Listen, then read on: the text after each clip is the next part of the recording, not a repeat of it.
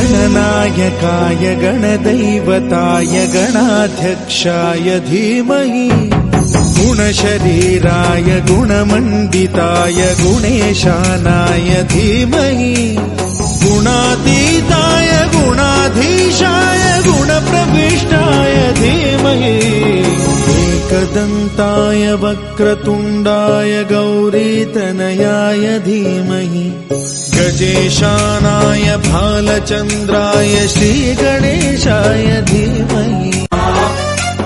गणनायकाय गणदैवताय गणाध्यक्षाय धीमहि